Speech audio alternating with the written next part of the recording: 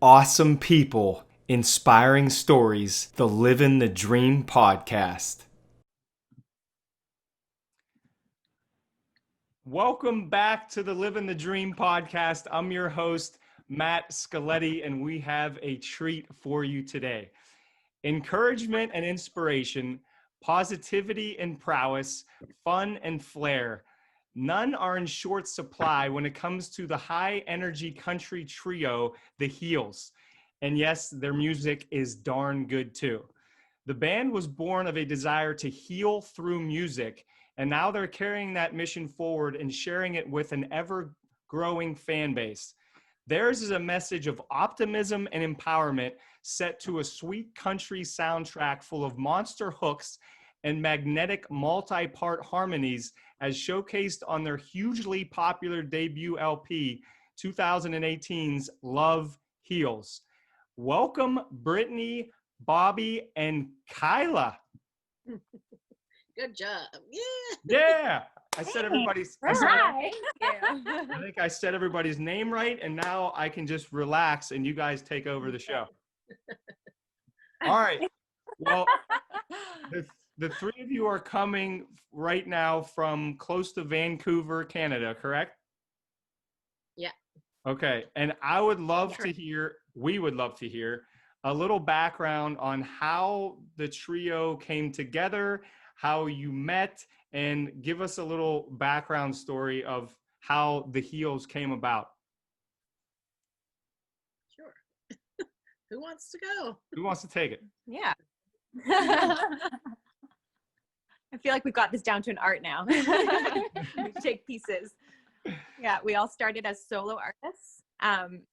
That was our background. And then I started working at Kyla's cafe that she owns. So Kyla was the owner and I was the barista, and Bobby was the regular customer that came in on our lunch breaks every day.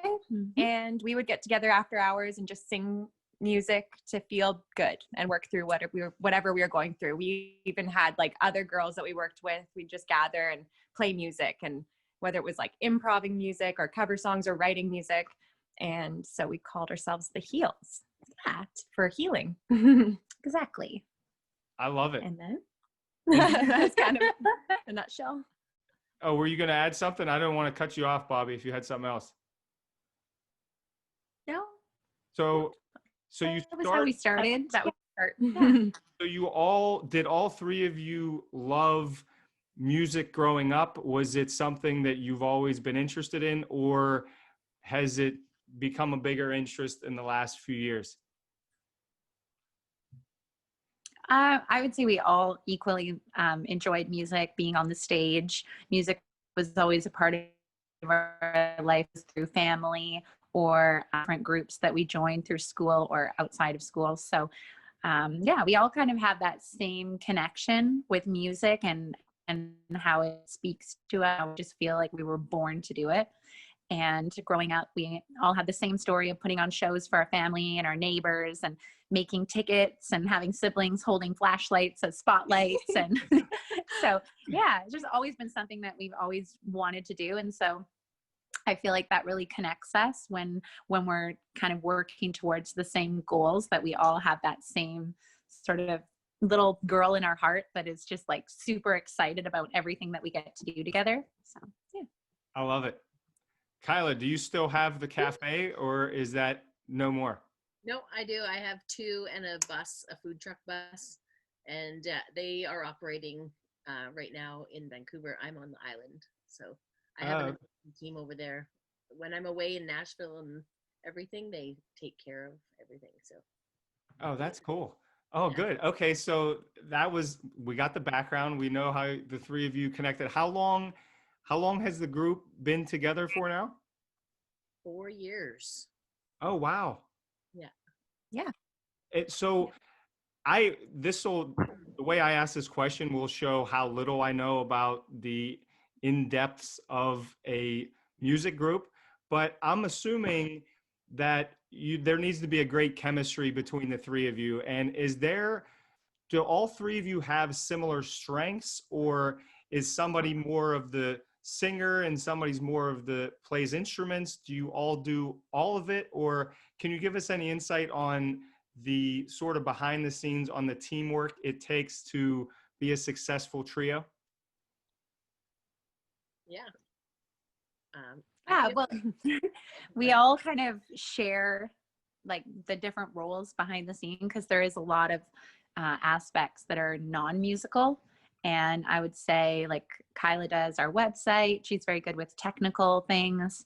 When we're on stage, Britt plays guitar for us. She grew up with a musical family that everyone was musicians. So she started really young and is great on the instruments. And yeah, we all kind of, I would say we do what we enjoy doing. And I think when you enjoy something, you put your best effort in it. And so that kind of makes you shine at it. Like I love writing and even just like composing emails and just writing anything is fun for me. So I take on that most of the time.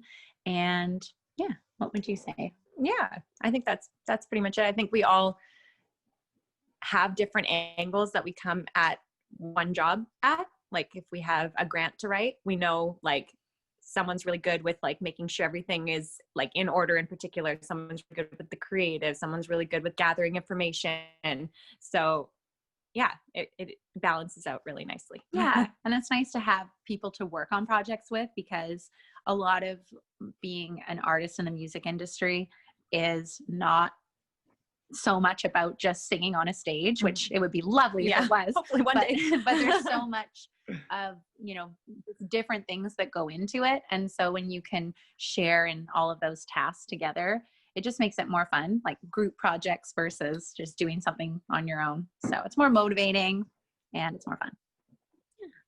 I love it. Kyla, were you going to add something? No, they covered it.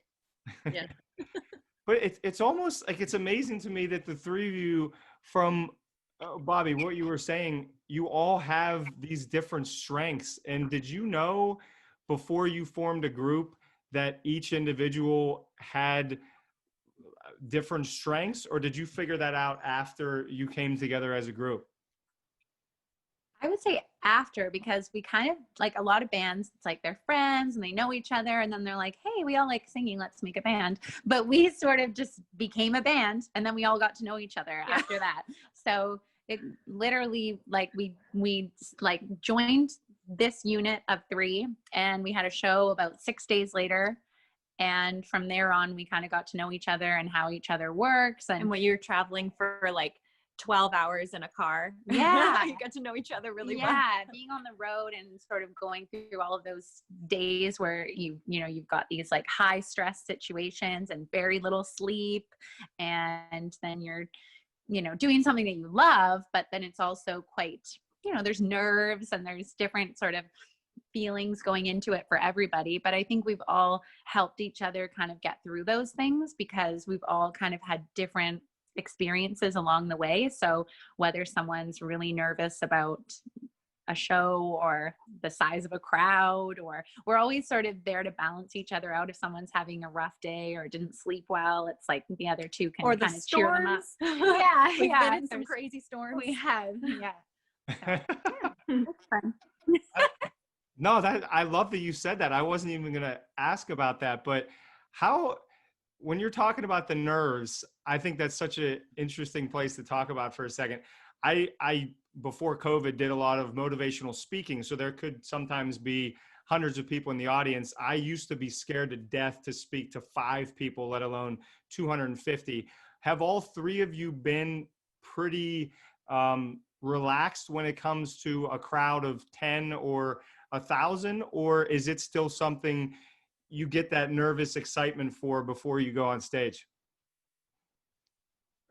I personally, I don't get nervous anymore, but the Rogers one, I felt a little bit of like butterflies, but in general, I think it's more exciting than like before you go on to a show.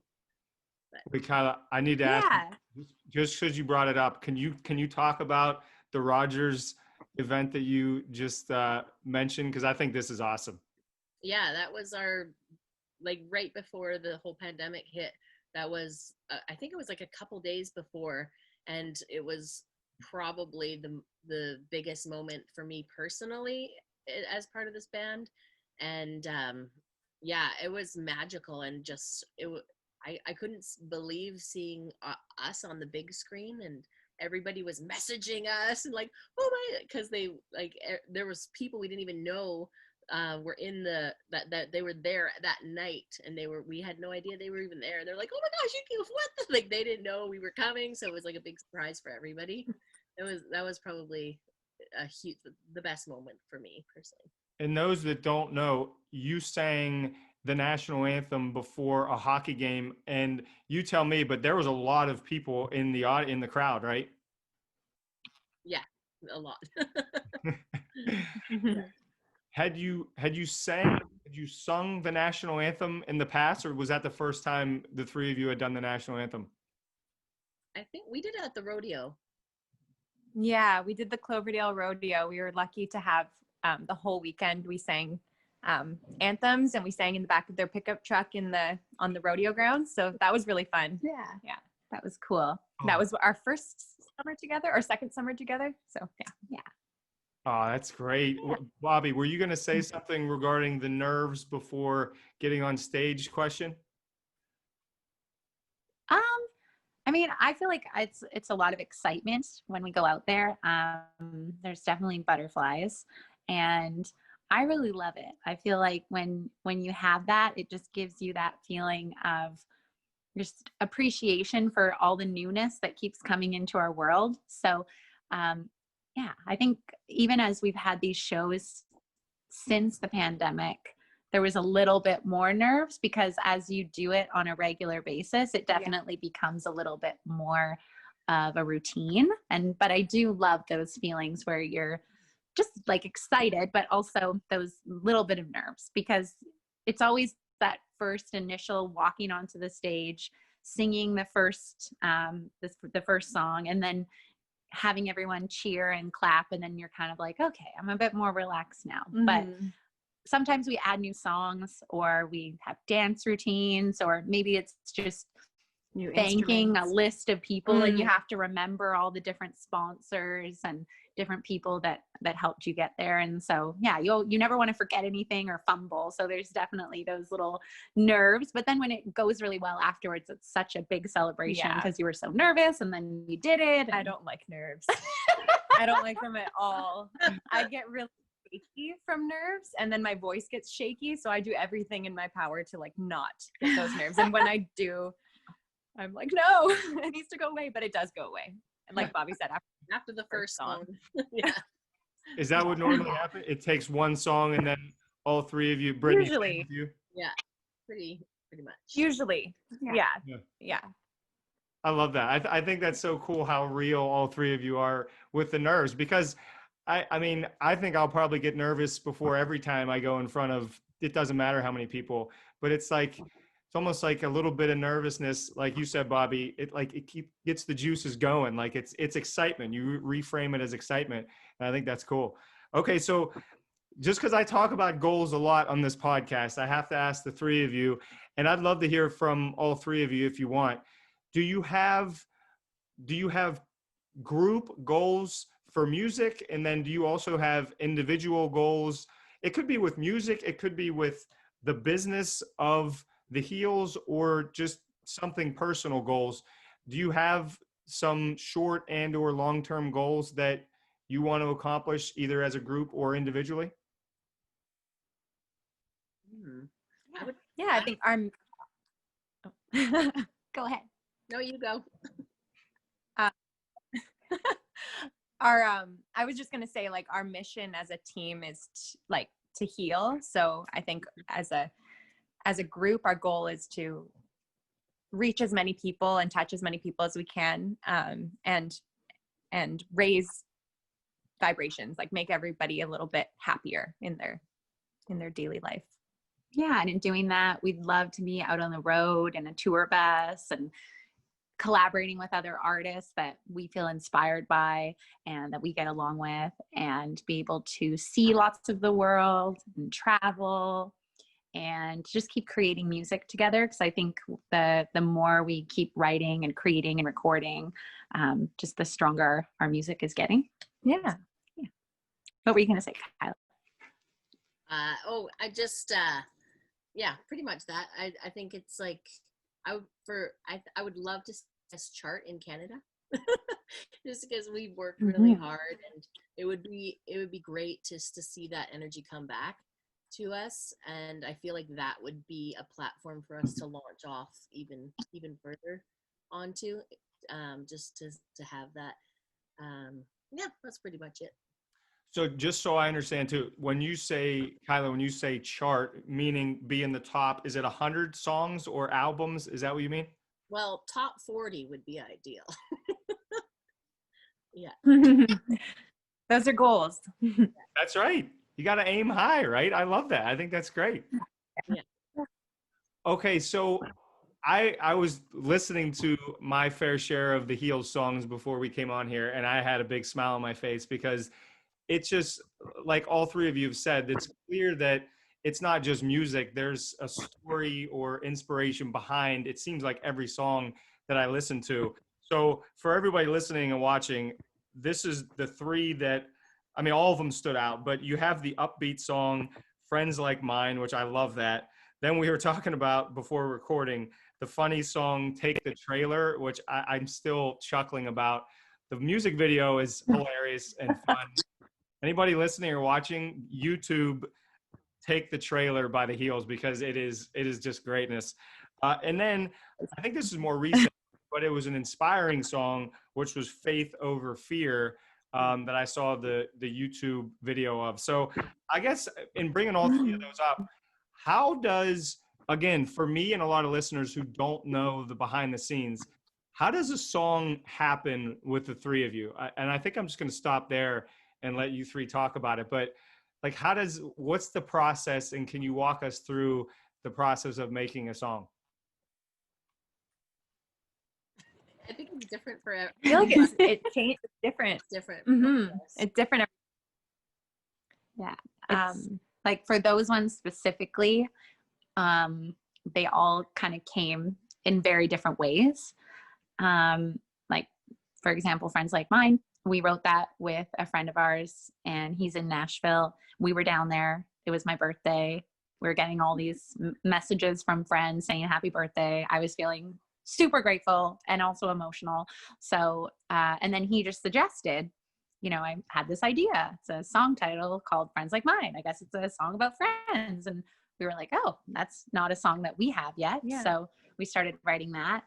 And Take the Trailer. We also love to write stuff that's kind of so, yeah, like almost so extreme, like the idea, and then just really push it. So the whole idea behind Take the Trailer, besides that it's just funny and fun, is that you're choosing your own path to happiness, no matter how ridiculous that might be, of, leaving your whole life behind and just taking a trailer because your happiness and your goals are the most important in your life.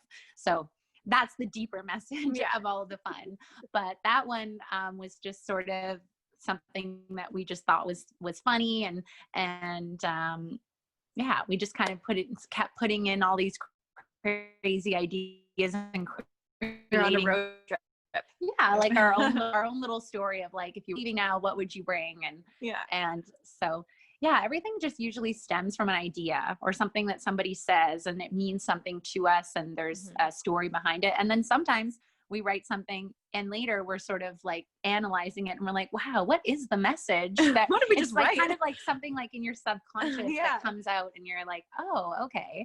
But yeah, it's always healing to us in a way to just kind of get all of these feelings out together. And Faith Over Fear was very healing. That was like after the earthquakes in Nashville and tornadoes. Sorry. That's the lyric in the song. The tornadoes had just happened the week before in Nashville, and it was just this crazy, like I don't even know how to explain it. It was kind of eerie down there. Like everyone was kind of, nervous, obviously. And then the pandemic was just starting. So again, people were nervous and not really knowing what's going on. And people were canceling things, and some people were feeling like it wasn't appropriate to be doing anything other than worrying or, you know, doing anything creative. Some people were sort of leery. People were struggling. So it was like, what do we write about right now? Yes. And that one was just a conversation with the co-writers in the room. And she basically said, you know, I'm just not going to get it. It's not for me. And then she said she saw this bumper sticker when she was at church. And she just thought and we were like, yeah, that rings true to us, because there's always going to be, whether it's a pandemic and COVID and illness, or maybe it's the tornado, because we were there and the tornado had come through, but there was a whole other wave that they were expecting that day. And there was all these apps, like even if you don't have the weather app on your phone, you still somehow get these warnings. And so we were in a right, and we're getting all these messages from friends and stuff. Where are you? Are you you need safe? to, are you safe there? There's another tornado. Make sure coming. you're near a stairwell so you can hold on. Oh and my gosh. Wow. Anthony told us to tie. Are you wearing a belt? Make sure you tie the belt to the staircase. And we were like, this is serious. This is serious. People are researching how to like survive. Yeah. And so we went. Which is not funny. No, In the moment, we were like, what is going on? Yeah. And we were actually in another songwrite. And then we left that songwrite and we were like, okay, I guess we could go to our hotel. But luckily we've made some friends there that feel a lot like family. And we're like, no, we just need to go to their house. And so we went to a friend's house and we just kept trying to sing and talk. And so we made that video that you watched of Faith Over Fear. And it was crazy because the sky was black and everyone was saying, you know, it's coming. And that we had the news on the TV, but muted. And then we just kept singing that. And then all of a sudden the sun started coming out, and you can see the sun in that video. It's bright like it is right now. Yeah. So it's just, it's been a really cool journey of making songs, and that's what everyone says. All of them are so different. Write a bunch of songs and then find your best ones. And so that's kind of what we've been doing. What's the length of time? Let's say the three of you are talking, or you're talking with some other members of the team, and you come up with an idea. How long does it normally take? And I guess it's probably different based on the song, but how long does it take from idea to recording of a song usually? Like, is it like a day, or is it a week, or how long does it normally take? Like to get it recorded from the right? Yeah. Sometimes it's years.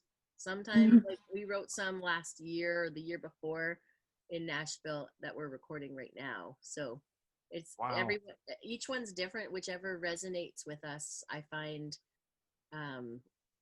we actually record quite quickly and we demo it. Also depends if someone is going to try to sync it in the, like sometimes we have co-writers ask us to send a demo right away because they have a potential artist either interested or they want to pitch it. So it depends on who we write with and how fast really how it resonates with us. And at the time, I find it's timing too. Like Faith Over Fear, for instance, that one resonated so much with what's going on right now. And it was just they wrote it in March. So Yeah. It just really, it depends. Yeah. And I'd say like in a writer's room, I would say on average 3 hours to write a song from start to finish. Yeah. And then some writers more. We've had some co-writes that were like a full day. You take a lunch break and then go back to it. And we're lucky that Brittany's soon-to-be husband is our producer. And so there's a studio here in their home. And luckily he puts our projects at the top of his list. Unless there are urgencies. Yes, if there's other things in place, obviously we don't jump the line. No, we don't jump patience, the line. but we just have a lot of stuff all the time. So we're lucky that there's convenience of that, because for some people I know, even some of our friends that kind of live a little bit more remotely, they have to travel and it's a lot more for them just to make a song. So we're pretty lucky that we can just be like, oh, let's go in and put some vocals on it. Yeah. That is very cool. And congratulations to you, Brittany. That's exciting. Oh, thanks. Okay.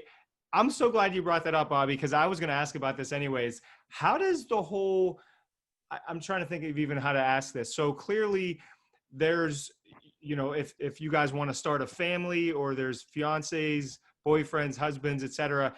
Are your significant others or family members in pretty much full support of what the heels want to do, or can that be a difficult thing to kind of ask people to move around if you have shows or tours or whatever? How's your support system?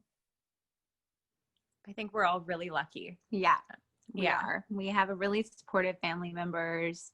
We have like my fiance is super supportive. I think because it's just been a passion for us since we were kids, that our family, they feel as much as we do that we were born to do this. Like They get very excited. Yeah, and they come to the shows and they're there and they wear their heels t-shirts and it's amazing, because I know for a lot of people they struggle with choosing whatever their passion is, because sometimes it's not the norm, or if your family doesn't approve of it. And for like in the arts especially, there's this whole conception, that it doesn't make you any money and that it's not a real job.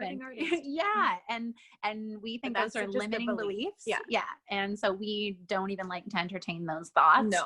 And we just have been wanting this for so long that when we aren't doing it, like right now with it not having as many things on our plate, it's like we ache for this. Mm-hmm. So I think that's why they're so supportive, because they just see the difference in us when we're doing our music. Joy. Yeah. So we're pretty lucky. Mm-hmm. What you believe is true to you. So we're like very much about like telling yourself positive affirmations and just encouraging each other all the time. Because I think if you do something that you're passionate about, you're going to be successful no matter what.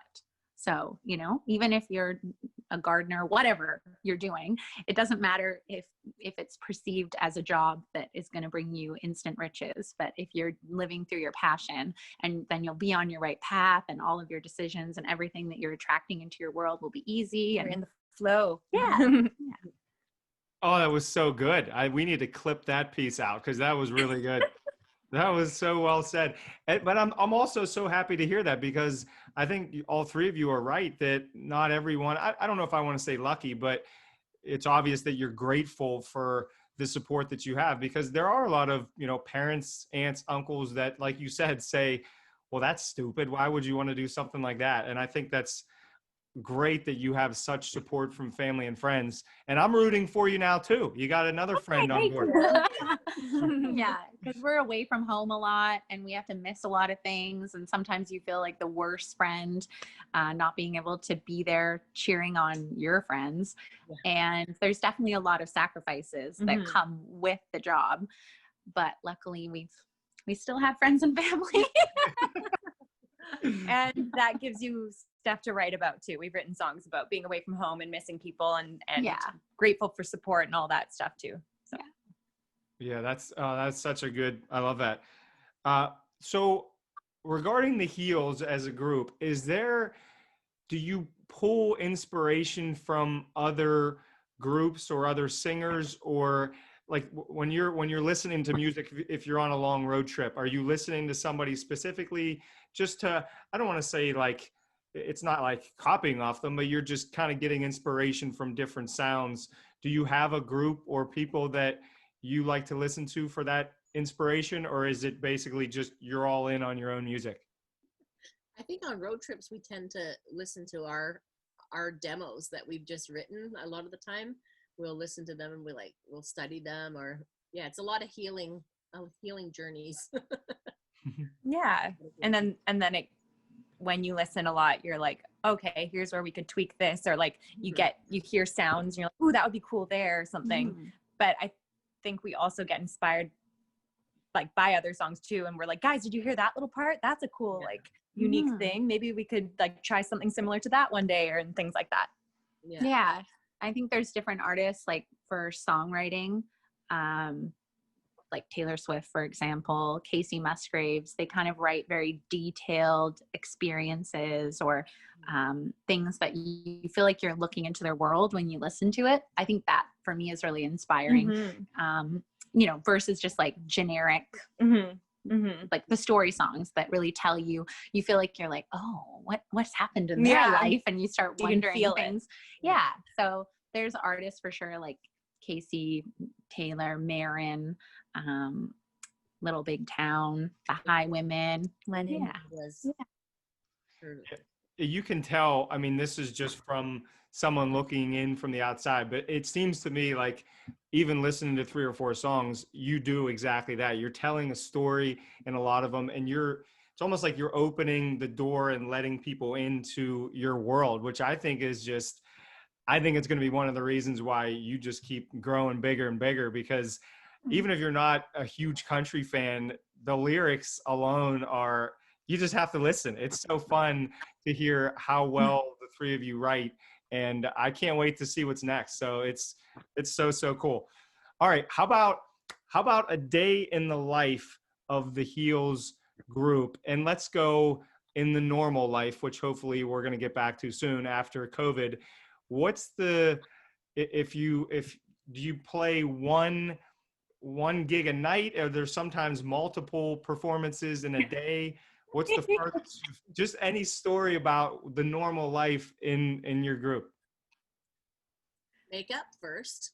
Really, really early. Coffee first. Coffee Yes. first. Coffee first. And then makeup. Then lashes last, or something Yeah. first. Yeah, we're used to like packing a bag and making like the day starts and you're going to be out all day, and Yeah. maybe there's like our outfit snacks. changes. Snacks. Yeah, snacks in the bag. And so I would say when everything was really going for us, we kind of section our time of, focusing on writing this day or focusing on media this day. Mhm. And then shows are another day, but we always like to make it as productive as possible. So we'll have sometimes 3 writes in one day. I think we've had 4. We've had 4 before. Yeah. That's So- too much. Like, oh, 2. We had 3 writes and a show. Yeah. And then we've Mhm. also had, multiple shows in a night where we played like a community festival earlier in the day and then driven. And when you're having those multiple shows, you still have to sound check. Yeah. And so we drive from one town, we sound check, we drive to the other town, sound check, play the show, drive back to the other town, play the show. Drive back to sleep and then on to the next Love show. it driving. Yes. It's crazy. And then It's with crazy. media, it's like all over the place, or sometimes we'll have a meeting place and then different people of either bloggers or wherever they're coming from for their podcast, whatever, they'll come to us, that's helpful sometimes. Yeah. But yeah, we're used to being really jam packed and trying to fit as much as we can in. And now even more so with working from home as we're doing now and recording, now that Kyla has moved a little further away, we still try to make everything really productive and pack a bunch of stuff in so that our trips are as full as they can be. Yeah. Make the most of our time. Yeah. Yeah, when we met, we lived all on the same block, and my cafe was on that block. And now we've kind of separated a little bit, and then we come back and we're like, woo, and then Yeah. Yeah. until we Yeah. figure out when we can go back to Nashville. Yeah. Yeah. Well, now that you open that can of worms, we got to talk about that. The group. Tell me a little bit about that, Kyla, if you want, or anybody. There's some plans to move from Vancouver to Nashville. Is that the rumor? Yeah, our management is down there, and that was the plan before this happened. We had a really cute little house that we were potentially going to all rent together, and the Healing House. Oh, And then now we're working on this album right now, this new album coming up, that everything happens for a reason. We always say that. And we wouldn't have we probably would have crunched the time, but now we actually have time to really sit in the songs and develop them like the way that they deserve to be developed. So I love having this time, honestly. But yeah, it will be nice to go to Nashville again. That I've never felt so alive in a city. And just musically being around. But it's nice to be around other like-minded people and be in a city with such energy. There's nothing like it. I totally agree. Just from a spectator standpoint, I've been to Nashville a few times, and it's insane to me. And maybe you guys can talk about this, or ladies can talk about this a little bit. But it seems like we were there a Sunday afternoon, and I don't remember what the guy's name was, but a really good singer singing at like 1 p.m. in this restaurant. Is when you go down to Nashville, do you have a specific venue or area you're going to play in, or does management look for venues, or how does that work? Well, so far we have had to have a show every second day in order to like stay in the States. So we've done that ourselves, and it's been really cool because we get to try out a bunch of different venues. And we were gonna be at this really cute little venue called Belcourt Taps. Did you go there? I don't know. What is that is that close to Broadway or on Broadway? No, I don't know what area it is. I get so confused. That town is so crazy when you drive around. They're all of a sudden back in the same spot. It's like Yeah, a circle. it's a circle. Yeah. So, but it's a kind of a street with a bunch of heritage homes that have been converted into bars or restaurants. And so when you're sitting on the stage, you're actually kind of in front of the fireplace, and then it's all tables, and they've got homey. really unique food and drinks. And yeah, we went and played there, and the woman who owns the place came up to us afterwards, and she was like, who signed your visa? And that's what we were trying to get, was a venue to sponsor us so that we could apply for the proper visa to be able to play in the States as often as we wanted. Otherwise, you have to do like what Britt was saying. You have to have a B1 visa, which for artists is, if you don't know, it's a visa where you are not being paid any money, you're not being given any hospitality or anything. And there's a lot of paperwork involved, and you have to have, you can have a day of grace before and after each engagement. So basically, to stay for the trip, like I said, you have to have something every other day, which can, it can be hard because, like you said, you go anywhere and there's amazingly talented people there. So it's super humbling and inspiring, because when you go down there, you just see that there are so many people doing what you want to do. And when we had that opportunity to have her sign our paperwork, we were like, wow, we're gonna have a place to play. Yeah. And it was gonna open up other opportunities, but unfortunately, COVID happened. Yeah. We had to take an emergency flight home. Yeah. Oh, that's what happened. Oh, you were there and then flew back home because of everything going on. Yeah. Well, things started getting canceled and closed down. We were stuck in our hotel room. We nervous of everything. We made a run to Whole Foods and like bought things like canned tuna. Like cold, like things that didn't have to be like cooked, because we were just in a hotel room at the time. And then everyone started canceling things. And so we were like, okay, what are we going to do? Just stay here in our hotel room? And then we had a meeting. Watch Friends. We had a meeting with our management, and they were like, what are you guys still doing here? Go home. Go home right now. And we're so like, oh, shit. We left. We were like in the middle of a song, right? We're like, okay, we just have to go have a call with our management guys. And they're like, we'll go get snacks. And then we called them back. We're like, we're at the airport eating vegetables. We made it. Oh yeah, we had about 20 minutes to pack up and get to the airport to check in for our flight. Like we caught the next one home. Yeah. But there was like, people were talking about how, if you didn't go now, that if you got any kind of like tickle in your throat, or they would keep you there and you wouldn't be allowed to go home. So we started getting all of these sort of different messages, and everyone at home was saying like, what are you still doing there? The Prime Minister is asking everyone abroad to come home. And so we were like, oh, but when you're there, like we said, our schedule is so jam-packed that we barely have time to even look at social media. Yeah. So we were like, oh, this is actually really serious. Yeah. Yeah. We're like, because usually we're like, oh, like we're healthy. We're just gonna, keep our distance, like just with regular illnesses. This is huge, but this is way different. In the past, though, we've had this happen. Like we've had H1N1, we've had SARS. There's been all these different things. So to us, if you weren't looking at the media, was like, okay, like wash your hands, wear a mask, and everything will keep going on. Yeah. But yeah, that was a totally different experience. Yeah, no, you're right. Well, okay, so I think it's a perfect lead into the whole quarantine thing. I mean, it seems like the three of you have been writing a lot in this quarantine.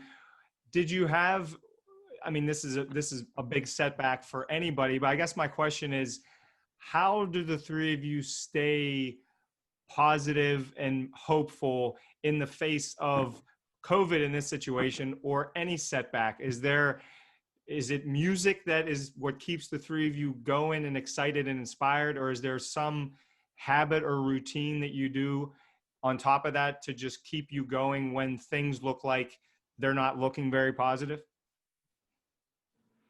I like to write gratitude lists or future casting lists to keep optimistic and keep those like good visions at the top, like the front of my brain, just to keep that as the most important thing, because you have to just keep looking forward and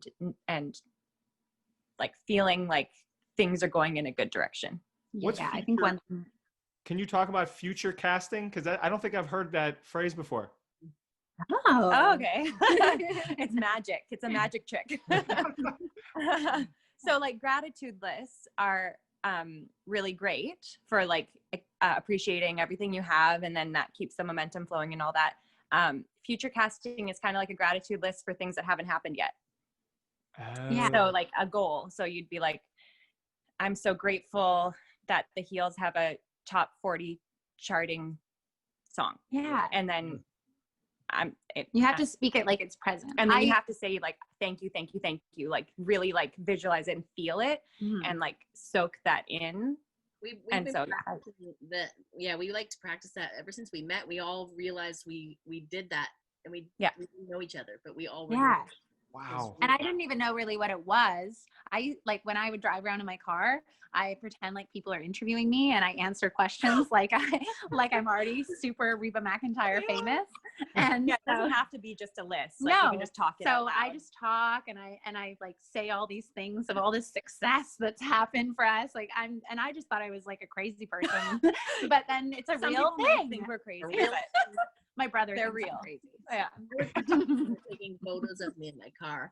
I'd be like, yes, Carla does that. Yeah. Oh, I'm so famous. Everyone's here to take my picture. I know. So it can be like something as little and silly as that, or you can go into like a full list, Like or a meditation of like, or just talking out feeling loud it, to yourself. Yeah, whatever makes you feel it and like enjoy those feelings and get that excitement. It has to be real. Because I learned that your brain actually can't differentiate between what's real in front of you and what you're visualizing in your head. Like your brain will think it's happening if you close your eyes and really feel like you're there. So, and then that's like law of attraction. I cannot believe we're reading our little book club. We're reading a book. I think it's called The Winner's Brain. And that's exactly what they're talking about. It's amazing how all this stuff connected to one another. But I think that's so awesome that I know we're being silly a little bit, but I think it makes a lot of sense to visualize how you want it to look, because the first thing is, like you said, it's going to make it more real and a better chance of it happening. But then to me, the second thing is, if and when it does happen, it's not going to be like overwhelming because you've already lived it in your head, right? Exactly. Yeah. And for all the skeptics that think it actually doesn't work, it's a happy little place to live in our brain, in our happy world. Nothing to where lose we're there. hugely successful. exactly. Well, why not? Yeah. This is great. I didn't know this was going to go this direction, but I love it. This is awesome. We could talk this direction for days. Yes, it's something that we all really do, and we've all like explored together, and Works for us. Yeah, it works for us. So we're magical, healing little good witches. Yeah. We're gonna just sprinkle healing around the world. Yes. When we get to places. We're Glenda's, darling, Glenda. Yeah. Do you? Maybe I should know this, but do you have a song that is based on gratitude and thankfulness? Or I don't want to give anything away if that's in the works, but is there one that you have that? Because it seems like it'd be a great song, everything that you're talking about right here. Yeah, we don't want to give anything away. Oh yeah, No, but we do have some new ideas coming for the record of ways that we're trying to incorporate that even more. But yeah, I would say all of our songwriting, we try to come from a place that, even if it's maybe getting over a breakup or someone or some kind of bad experience, that the end emotion that you're feeling in it is empowerment and sort of, the better side of everything. No victim mindset. Yeah. So even like that. the tough ones and anything where it hurts, it's still sort of looking at it from perspective that you've gained and that you're grateful for that. Yeah. Light at the end of the tunnel always. Yeah. Yeah. Yeah, light at the end of the tunnel. I like that. Okay, what is next for the Heels? You clearly have new music going on. Is there another album that's definitely coming out, or what's on the horizon after we get over this whole COVID thing? Album number 2. Yes. 2021, we've got big plans, if all goes according to plan. Yeah.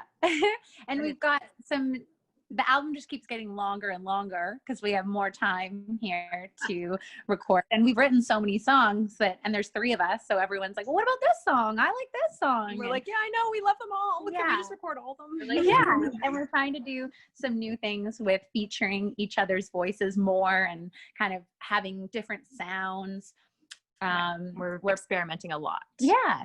So it's very exciting. And then we're trying to come up with ways that we can still do what we love with touring and reaching different communities and people, but also considering that things might be, just in Canada or under 50 people max. So we're trying to, still follow our marketing plans and strategies, but with like new ways of incorporating the new regulations because of COVID. Yeah. Got to get creative. Mm-hmm.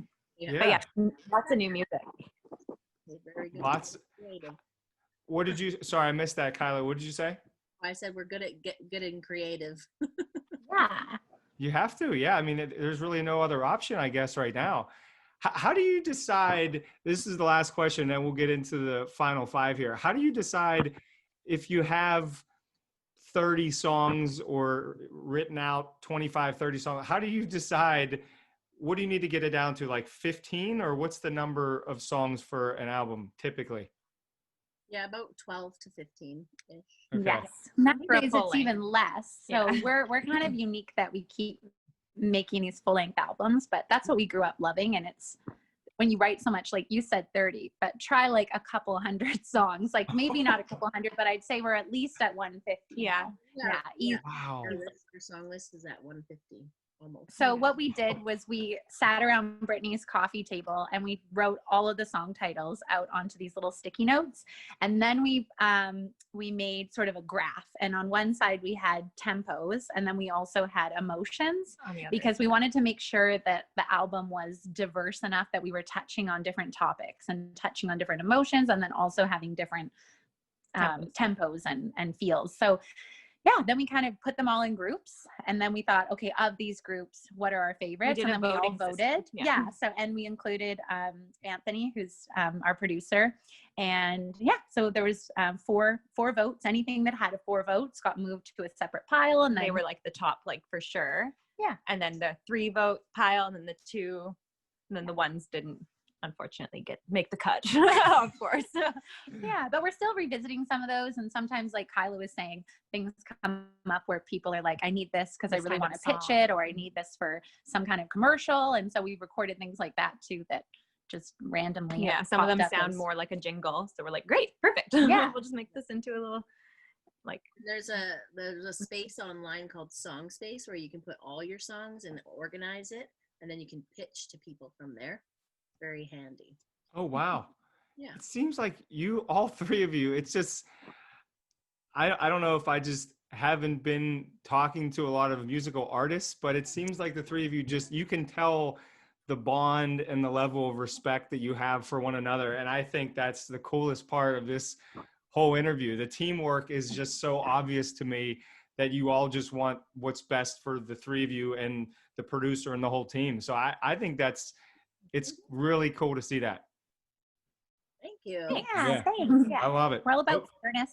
Yeah. And there's always a team behind every artist. And I think that's kind of the coolest part of the journey, is building that team, because there's always going to be ways that you can just hire out things and have somebody, do that aspect of the job. But as we've been going along, we've actually had people that are getting just as invested as we are, and they're staying on the team. And that was part of our visualizing. Yeah. Or like, if we're going to have team members, which of course we do want, they're going to be the people that are on the same page as us and really believing in us, and they'll come to us when it's time. Yeah, when it's time. And that's exactly what's happened so far. The big takeaway that I did not expect is this visualizing thing. I think that's, for anybody listening or watching, Future casting. Future casting. That's right. Okay. This is probably my favorite part of the whole interview at the end. So excited. Me too. You excited? For anyone, listeners and watchers, viewers, they have no idea the 5 questions I'm about to ask, and that gets me really excited. So let's see how the 3 of you answer. And feel free, if all 3 of you want to answer individually, that's fine. Or if just 1 or 2 of you want to take it, that's okay too. All blurted it out. All right, we're going to start with the deep one. We're going to go deep. How do you, and I guess by you, it could mean you individually or the group or however you want to interpret it. How do you want to be remembered? Happy. Is it a 1 word? Yes. Yeah, bringing positivity. Yes. Yeah. Making people feel good. Yeah. Healing. Yeah. He's a healing person. I think Whenever we leave a room, we go, "You've been healed." Yeah. In that voice. And if people aren't very nice, then we say, "Go heal yourself." Yeah. That's like our kind way of saying that. See you later. Yeah. Go heal yourself. And Is then that when we're on the really- road, we're Meals on Wheels? No, we really do though, Matt. We do. you do? We really do. Because it's a lot nicer than saying go F yourself, because that doesn't really get you anywhere, because nobody That's needs to not do that. positive. We need healing. Yeah. Whoa. Wait, do you end the shows with "You've been healed"? Is that what happens? Oh no, not but on we could. stage. We but could we do that. could. Usually just like when we leave, like Elvis has left the building. Yeah, We're it's like, kind of a "You've been joke, but healed." we're like, it's our thing. That's And then what we do that, like that. Yeah. Could have had a B8. Could have healed yourself. Yeah. This is great. Oh, I love it. Okay. Oh, Oh, you've man. been healed. You've been I've- healed. I've been healed. I think You I've have too, Matt. been healed. Okay. I got to compose myself to ask this next question. Oh, man. Okay. How do you, or no, I already asked you that one. What are you most thankful for? I'm thankful for friendship and happiness. Yes. Love it. Yes. I'm very thankful for that too. I think also just like the connections that we've made, because as we did this as solo artists, it's kind of lonely, and you're kind of just hiring people on to play for you for whatever gig, and that was like what we were envisioning, was having a team. And that's what we have now. And we have a band that plays for us all the time, and they're like a family, and we've got our management that's like a family, and everything is just so much more than music now. But then it's still music. So Yeah. And I'm thankful for our equal levels of like drive and what's the word I'm looking for? motivation. Yeah, like we motivate each other and we keep going. So Brittany, that's very important. I think that's a great point with the equal level of drive, because like you said, if somebody doesn't have as much drive and 2 of you do, I mean, that's going to cause some issues, I would think. So I think that's a really good point, that all 3 of you have that drive. Okay, this third question, I've asked this to everybody, and I must admit, I'm most excited for the 3 of you to answer this, because I don't know where this is going to go, but that gets me really pumped. What is each of your, or maybe you could answer for the other person if you want to. What is your best dance move? Best dance move? Oh, Dance move. we know Okay. Kyla's. Oh, What do Yeah. you do it, Kyla, Kyla? come on, Kyla. She likes to make these faces. She's like, Yeah. especially when we're driving and listening to Oh demos. yeah, it's kind of like air slapping, or what do you call it? It's clapping. It is. Bobby does a mean toothpick. What is it called? The toothpick? Oh my gosh, flossing! Toothbrush. Okay, well, I'm pretty good at flossing. I also, whenever I've had more than I should to drink, I like to dance with my mouth open. Like that's when my friends are like, "Oh, she's having good times." I'm like, That's "That's my signature move." Wow. Open mouth dancing, we call it, too. and tooth picking, apparently. Brittany. Good. Best dance move. Oh, that's great. Come on. I don't know. I don't know. I don't do Brittany anything actually weird. does go and Brittany dance does with that. people. Yeah. No. Wait, What? what'd you say, Bobby? What does Brittany do? Brittany goes and dances with people, like when we're out and people are like, oh, let's go dance. Brittany's like, yeah, let's go dance. Whereas like I need to be like, no, I need to like have a few more drinks so that I'm like, ah.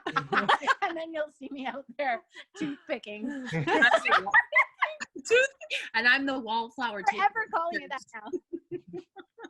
Yes, exactly. Yeah. But Brittany is actually a professionally trained dancer. So out of all of us, when we one of our music videos you can watch, He's Not Where I'm Going, we have a whole choreographed dance. And she was definitely the You have to check one that found it most natural. Yeah. Wait, Choreography comes more natural to me than naturally dancing. Yeah. Wait, what's the song that you danced to? He's Not Where I'm Going. Yeah. Okay, we got to make sure everyone watching and listening. in there, like, Yeah, she does that.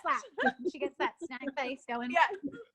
we have a new song on the album, and when we finished writing it, we put it on play and repeat all throughout Nashville. And the cat, I couldn't not do that like the whole day. My Alex face. gets her. She starts driving. Yeah. Attitude. That's so good. Taste. Yeah, we roll down all the windows. We're like, listen to this. This is us. I had a feeling that question might lead to a great response, and you did not disappoint. Oh my You didn't disappoint. No. All right. Last one is who is, and again, this could be each of you individually or as a group. Who is your hero in your life? Ooh. Musically or Either or. It could be musically or personally or professionally, whatever you like. Musically, I love Reba. She's like stayed true to herself, but also reinvented herself so many times. And she's still an iconic singer, still living her dream. She's done movies, acting. She's such a nice person. And yeah, growing up, that was who made me want to sing, was Reba, and how passionate she is when she sings, their growls and all of her crazy costumes. So, But then in my life, I would say my mom. She's like the most giving person. She's just so positive. She's super like dedicated and motivated. She's like fit and beautiful and has the cleanest house on the block, and her garden's all nice. It's just like, sometimes I'm like, oh, like I remember when I moved out, I was like, oh my goodness, like how does your house get this messy just from living? Like you're not even doing anything and things are getting dirty in here. And my mom would come over and like help me try to. So yeah, I would say my mom and my dad too, of course. My dad's an amazing, supportive guy, and like they say, you always try to find someone who's like your dad. And I always thought that I wouldn't, but my fiance and him are pretty similar in the way that they're just always wanting to take care of everyone and make sure that you feel safe and comfortable and loved. And so I feel very grateful that I have great parents and they're happily in love. And yeah, and Reba. Reba McEntire, my favorite singer.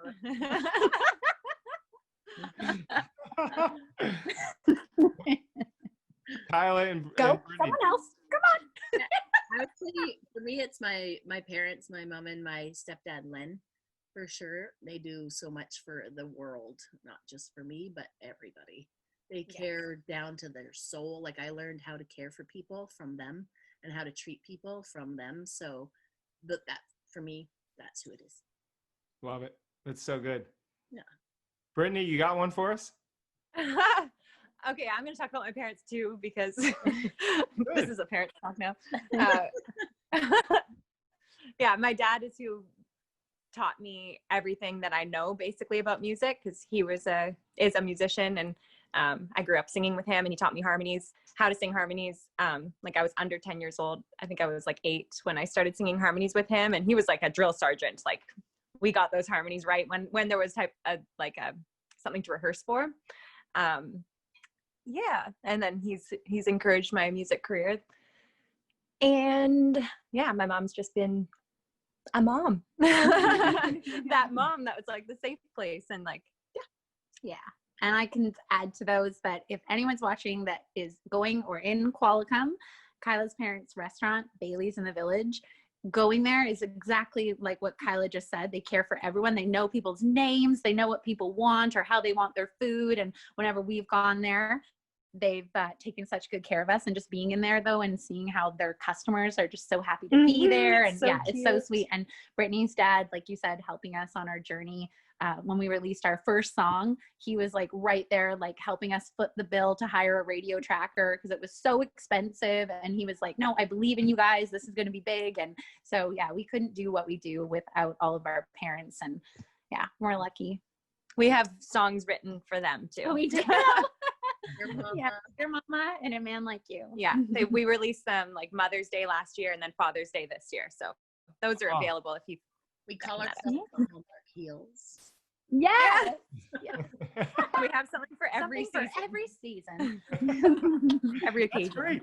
Yeah, I think that's great. You have so many different songs about so many different parts of your lives. I think that's going to hit home for somebody. At least one or two or three of the songs are. So I think that's awesome. Okay, so in closing, to close it out, where can everybody follow along? I mean, I've been talking about the YouTube channel, which everybody needs to hop on. I think, correct me if I'm wrong, is it The Heels Music, or correct me, you guys, where should people follow you? You go. Theheelsmusic.com. Yeah. All of our social handles are The Heels Music. Yeah, you have to put music at the end of the heels. Otherwise, you get a bunch of shoes. And You it won't is find us. No.